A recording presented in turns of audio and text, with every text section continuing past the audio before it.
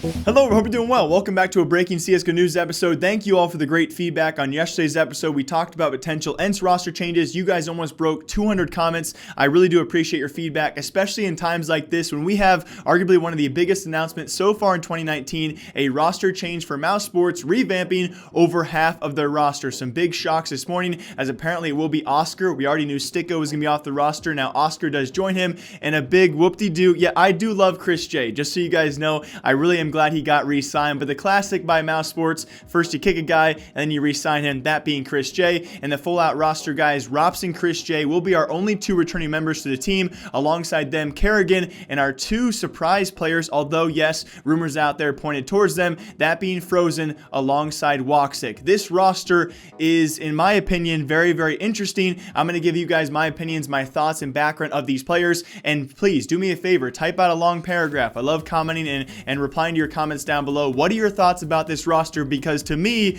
it seems a huge risk. And I'm not saying they could have done much better in terms of who was available over there in Europe, and a team that they really stressed in this post. If you read through it, everything will be linked down below as well. They really wanted to stress chemistry of this roster. Now, first off, let's comment on Rops. Arguably still going to be the better player of this team. I don't think he could have improved upon him, so I'm very excited to see him, of course, stay in this roster once again. Along with him will be Chris J, who I think is going to be a bit of a bounce around player. So, of course, you know, back in the day, primary opping, then secondary opping. He's also at his time as an IGL. I really wanted to see him go somewhere where he could be a primary or a secondary opper along with the IGL role. Of course, Kerrigan will take that away from him. He is still a great hybrid player, and I'm very curious to see how he plays out in this team. So those are your two returning players who I still am, although a bit confused how they're going to utilize Chris J to the fullest. I'm still pretty confident in their abilities. Along with that, though, balancing off the Rops choice is the choice of Frozen, who I think are very similar in terms of play style, and I'm very curious how Kerrigan will allow these guys to actually utilize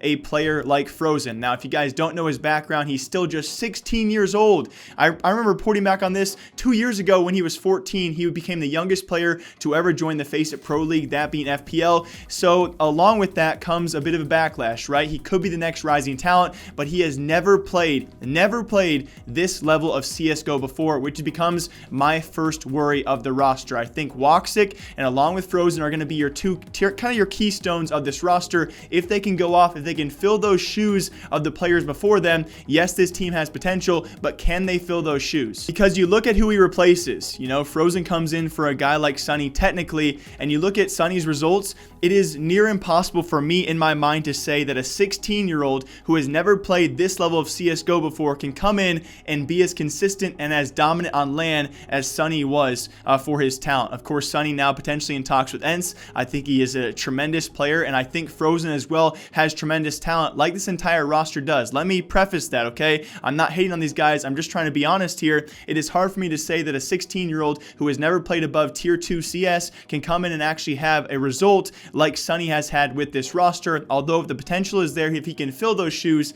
I'm super excited to see how he actually responds to this kind of pressure being on this roster. Now, balancing out that as well, the second keystone, that being Woxic. I still think who he replaces, Oscar, is a top 10, if not arguably still a top 5 opper in the entire world. He will certainly go somewhere. HR is the rumor right now is where he's going to land, and I still think Oscar had a pretty good time, although at the major, I was one who said that maybe he was a potential replacement for this roster. Some of you guys fought back on that, which again, you could argue both sides. Woxic is still, I would say, some big shoes to fill here. Yes, he's going to be an absolute nut on Dust 2, but still when it comes to in terms of consistency out there, and I guess I would just say overall firepower compared to Oscar is still, in my opinion, I think it's pretty much split down the rift here, a better opper. Woxic, though, can certainly turn it on. I think he has higher highs, but I also think he has lower lows than an Oscar. And along with that, I think he's a very good player as long as he does not have any visa issues as he's had multiple times in the past. It should be an easier go now at time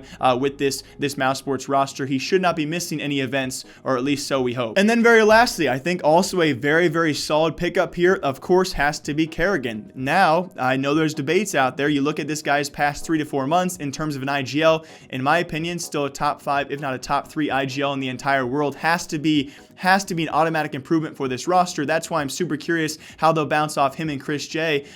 Technically, if they could, I highly doubt it, right? They pick up Kerrigan for the IGL role solely, not probably for his fragging power. Either way, I still think an automatic improvement here, and that's why I think you have two keystones. You have two players who have big shoes to fill. The rest of them, I'm pretty confident about, that being Kerrigan, Chris J, and Rops. I think Frozen and Walks are going to be the two turning points for this team, and I'm super excited to see how they do. Their first LAN event together will be ESL Pro League Finals in just 1 month, but keep in mind as well, the biggest event they have to play for will be the major, the Berlin Major, the Star Ladder Berlin Major. That's going to be over in August. Remember though, they'll be back in the European minor competing against some of the best teams, if not a ton of the best teams in Europe, and that will be actually held in July. Now, if you guys have been watching my videos for a long time, I think the standard go-to for new teams, especially when they revamp a majority of their roster, I give them 3 to 4 months to actually come together and actually, kind of showcase what they're truly capable of, and that is 3 to 4 months away to the date when it comes time for the European minor, where they will compete for one of the biggest chances they actually have as an organization. So all in all,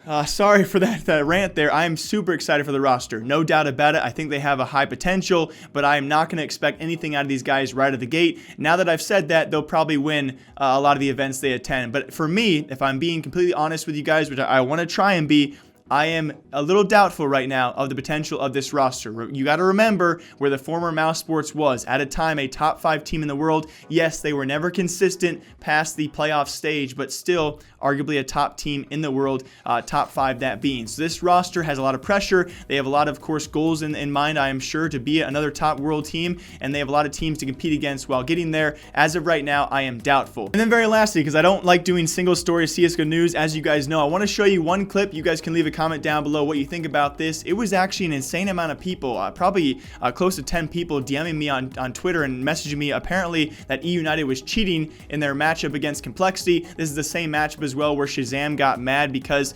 one of the guys for eUnited was actually, that being Vanity, was apparently trash talking. That trash talking was him sending a question mark. If you guys were curious when he sent that question mark, he sent that after this play. Trying to see if there's anybody on flank, trying to clear that so he's not too paranoid about it.